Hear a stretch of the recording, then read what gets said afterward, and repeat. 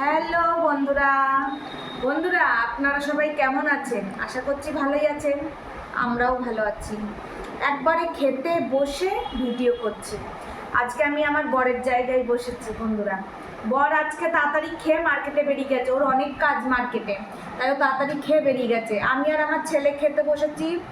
আজকে বুধবার, কালকে নিরামিষের দিন ছিল, আজকে আমিষের দিন। আজকে মাছ টাছ রান্না করেছি বন্ধুরা। তাহলে কি রান্না করেছি আপনাদের সাথে একটু শেয়ার করি। দেখেন, প্রথমে দেখাই সাদা ভাত।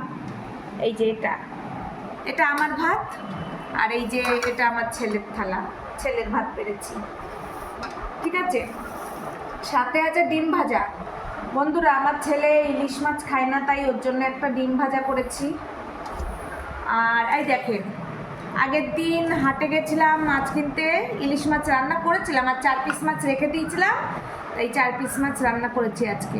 4 পিসই ছিল, আমার বড় 1 পিস খেয়ে গেছে আর 3 পিস আছে। আমার ছেলে খায় না, আমাদের দুবেলা হয়ে যাবে। এই দেখেন, ডাঁটা, কুমড়ো, ঝিঙে আর একটু পটল দিয়ে পাতলা করে ঝোল করেছি। এটা আমার আর আমার বরের জন্য। আমার ছেলে ইলিশ মাছ খায় না, ওর জন্য ডিম ভেজেছি একটা। আর এই দেখেন, আমার ছেলের প্রিয় এটা চিংড়ি মাছের মালাইকারি। আজকে সর্ষে বাটা দিয়ে আর নারকেল বাটা দিয়ে করেছি। দেখেন চিংড়ি মাছটা, এই যে চিংড়ি মাছটা এরকম সাইজ চিংড়ি মাছটা। এটা আমার ছেলের প্রিয়। যাই হোক, ছেলেও খাবে, আমরাও খাবো। আর একটা জিনিস, এটা একটু বাসি তরকারি, ফ্রিজে ছিল, গরম করেছি, আমার বর খেয়েছে আর আমি খাবো এইটুকু। তাহলে আজকে কি রান্না করেছি? ইলিশ মাছের ঝোল, চিংড়ি মাছের মালাইকারি আর ছেলের জন্য একটা ডিম ভাজা। এই হচ্ছে আজকে আমার রান্নাবান্না।